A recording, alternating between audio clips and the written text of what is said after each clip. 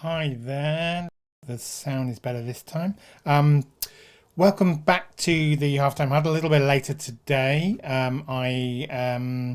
This for those who haven't sort of been to these. This is halfway through the week, hump day. Probably around about lunchtime, give or take a bit, to give you the opportunity to refocus your week. We're in the process of changing things up a little bit, and I'd love your opinions later on about what you would like to do and how you would like to change it up. But in the meantime, I'm going to carry on going over the next couple of months, and well, the next month or so. And today we're going to be talking about hiring and team evolution. Most of the time, many times, when you start to grow your business, you start thinking about getting someone in to help. You cannot grow and scale a business without some kind of support from some people, even if it's just the odd sort of supplier like an accountant, and maybe a assistant to take some of the admin away from you, an admin assistant, all the way through to actually getting other people in to do some of the other kind of stuff like marketing, sales, etc. Often we forget that in the process of doing that, we are building a team. So I thought I'd spend a bit of time today to go over some of the work we used to do when I was growing teams in corporate, basically, and we spent a lot of time trying to make sure that the teams gel, the teams work well, and we used a model that I will talk about. Let's have a see whether I can get the model up. We will talk about is a little mind map for you to look at. Team evolution, which is based upon a model we call the Tuckman model. Let's see whether I can get some of the stuff working. So focus in, focus in. There you go. So the Tuckman model came around by a guy called Bruce Tuckman, who was a psychologist who looked at the way teams communicate. And in 1965, he created, or he proposed a model of communication within teams, which has 4 stages of evolution. In 1977, he was working with a lady called Marianne Jensen. He added the final stage, another first stage in terms of it. That's just a little bit of the background around it. It's been around for a long time, and it stayed the course of all that time, and a lot of people use it as a dynamic for team evolution and growing a team and the challenges that teams actually go through during the various different stages. So I'll go back to the main map, and if you want to look at this map or give a copy of this map, then I am happy to share it with you if you put your comments in the or in your details in the comments, saying map in the comment, and then I will get a copy. We'll get through to you and get a copy of the map to you for you to look at a later stage. So basically, as I said, there are 4 stages, and this is in the unclockwise round. So the order is not in the order that it creates. So let's do a little bit of fiddling on the fly. Love it when this kind of thing happening. normally performing, and the final one, the one we talked about, that they created, the fifth stage, adjourning. So basically, and let's clean it up a little bit. Basically, there were he identified that there were 4 stages of team evolution. The first stage, which is forming, where it's all about setup of the team, goals of the team's roles, orientation, what are you trying to do, rules and regulations before you actually set the team up and running. The next stage, obviously, when you move into that, you move out of the honeymoon stage. Let's see whether I can do this. Will that work? Yeah, honeymoon stage is over. Basically, you're all sort of starting to get to know each other, and you move into what he calls, which is probably one of the most challenging times of they all have their challenges. It's one of the most challenging times of a team's evolution is what was called the storming stage. This is when egos start to rise. Little cliques may form in the group. Emotions are high, and there's some kind of power struggle for everybody sort of angling to try and get their voice saying until they know how the team works, and that gives me to the next stage, which is the norming stage. Yeah, you can see my mouse going around, which is where things have started to stabilize. You've moved out of the ego stage. You've now got a set of rules of engagement, maybe your working practices. You're starting to get into a bit of a groove. Individuals are starting to get some kind of level of trust and cooperation, and you've got clear individual and team goals. And this is where you go into the norming stage, where you start to be working, getting into a groove. This is where the team starts to be a team that's as you know, you classify as maybe a good team. And then the next stage after this is when things get into their stride. You tend to play to your strengths, support each other's weaknesses. There's a synergy between the individuals in the team. There's a group identity, and there's a group loyalty where the team is performing really well. And the final stage, we talked about it, and then this is a stage where a team has a particular lifetime. It's set up for a project, the project's finished. It's the adjourning stage, which is like the breakup stage. It's a moving on, closure, disbanding.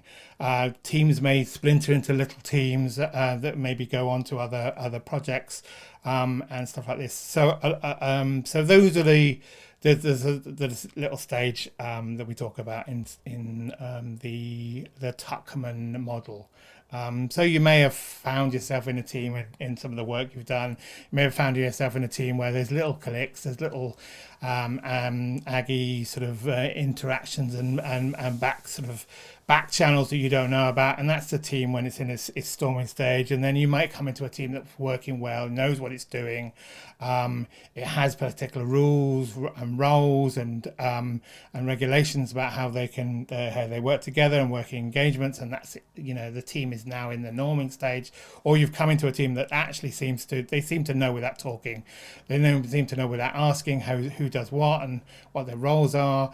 And that's a team that's in its performing stage. So it'd be interesting to know whether you recognize in your work with teams in corporate and before you do your business. And we're gonna go back to the idea of what this means for a business and hiring, which is originally part of what we're talking about in a little bit of a later stage. But this is the general thing about teams, and I'd be interested to know how you found teams in your corporate work, even simple teams. If you play football at kiddie stage, or you've played a sport at kiddie stage, you'll recognize these kind of stages maybe in the formation of the team you play in. And it'd be interested to know sort of if you've recognized it, if you understand that, and you can give some instances of when you were in a team and the team was in perhaps a well-performing team. What was the steps of what did it feel like for you to be in the well-performing team, and what did it feel like for you to be in a team that was in the storming stage? They were trying to get to know each other. There was the little niggles and stuff like that. People were trying to angle for where they fit in the team and struggling for sort of getting the power they need to do the things they think they need to do. So I'll be interested to know in the comments how your experiences in teams. So let's go back to the main thing. One of the things we also talk about the fact that it's a model. Models are no model is right, and all models have some kind of value, and so there are pros and cons in terms of this manual. The pros are it's a clarification; it gives you some kind of understanding of of what the sort of challenges and what the tensions you may be going through during different stages of the team. You can identify some of the things that may be happening at a particular time of growth. The other con is basically, teams don't work that way. You don't go from today we're in forming stage, today we're in next day we're in storming stage, and then on and on and on. There's no clear boundaries between these stages, and you can flick in and out of them. And that's one of the challenges we talked about when you've got a time is basically, team dynamics are teams are dynamic. Changes can disrupt the team and move them back in and out of the various different stages. Changes to the team, changes to the task, changes to things you're supposed to be do.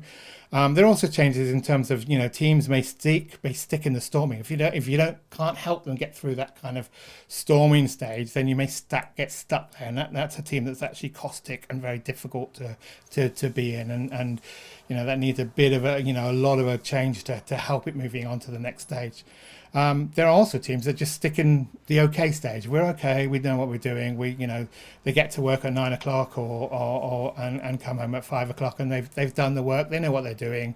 It's sort of okay, and they don't get actually to move into the the actual performing stage where they're working on 100% or 110%, as everybody likes to say. So, and like I said, not every team can move into the performing stage. Not every team gets into that stage. They may find that the project that they're working on or the stuff that they're working on finishes way before they get to that kind of stage, and they move into the let's break up and the yearning stage. One of the challenges, and this is where the challenge where you find when you're growing your team as a small business, and this is where I wanted to get to, is when you're growing a team, and this is the takeaway I think for you is often you grow the team when you're building a business almost by accident. If you're not very careful, you hire or you look for people who have a particular skill set, and you don't fit the skill set into the team that they may be working. Even a team that doesn't necessarily have interaction between each other, that doesn't actually, have a lot of interaction with each other in the members of the team, is still growing a team, and there's still interaction, even though it's maybe through you as the central person, as a business owner. And one of the challenges that you come across, we talked about challenges. One of the things, let's go back to me. One of the things about when you're growing a team in that kind of way is you don't have the clear starting point of a formation. You don't often think about what you're trying to achieve with that. So if you're not careful, if you hire your VA and then your next hire is someone to do your marketing and sales maybe, and all of a sudden you've got a team that it is a little bit disjointed and it's difficult to work out what the aim and the goal is, because you haven't actually had that step in to know where the team is forming. The other thing that you often forget when you're hiring, especially when you're hiring a team that's important to you as a small business, is team fit is important. I would sometimes argue the team fit is more important than skills, because if you've got a good team fit and a good attitude, then the skills can be relearned. You can add skills, and just because you have a clear set of skills in one area doesn't necessarily mean it fits into your business.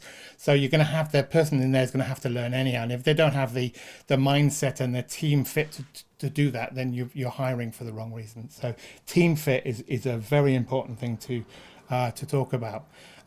So another takeaway I think you want to remind you about this is when you start to hire people to come in to work for your thing, they need to know where they're starting from, what they're looking for. So having a clear understanding of what your goal to your business is, having a clear understanding of why you're doing it. I mean, there are two statements that you may have heard from various different books and various different people, and is the two ones that I think are clear in this, is to begin with the end in mind. Even if you're doing your first hire, begin with the fact that you are hiring for a team and you want that team to be performing rather than spending all their time storming. So you want to know what that team is trying to have to do. So begin with the end in mind. And also the other phrase I want to remind you of is to start with the why, which is that book by Simon Sinek. Knowing your why, knowing the purpose of what you're trying to achieve, and can help you to understand why the team is going to form, what is you're looking for in a team, not just the skill sets, but team fit,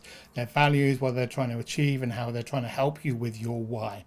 So that's me just quickly. I hope you've taken a little bit away about sort of what you need to do when you're starting to hire, because starting to hire is the important thing.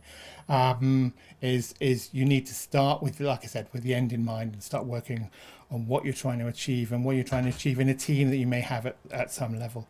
I hope you can take away some of this. Again, I said, if you want to get the mind map, so let's go back to the mind map that you've got. If you want a copy of this mind map, then do let me know. And it's a mess at the moment, but don't matter. Do let me know, and I can send you that mind map in various different formats. If you let me know what you want to see it in, I can send you an image or maybe even the file itself. Let me know and I can send it to you. I'd also love to hear, like I said, your experiences of teams and team building. I'd also love to hear, are you in the process of you starting to hire people? Are you starting to think about the fact that you might need to grow your business by growing a team? Getting someone in, your first step is to get maybe someone in to help with the admin, sort of £10 or $10 or whatever your basic tasks are, to help you through those, so you don't have to waste your time doing. Wasting is the wrong time, but you don't have to spend your time away from your main focus doing those kind of activities. Have you thought about what it means to be part of your team, the team of your business? Because the sooner you start about doing that, the sooner you can start to hire for that team fit. Okay, so thank you very much for listening to me. Again, these are a series of live conversations or live discussions, and as it's a discussion, I'd love to hear your opinions on this. They come every Wednesday, halfway through the week. It's a halftime huddle. It's an opportunity to take a bit of a time out in the middle of the week to refocus, so you can actually spend make the second week the best half of your week. So this is me saying goodbye, and I will see you next time.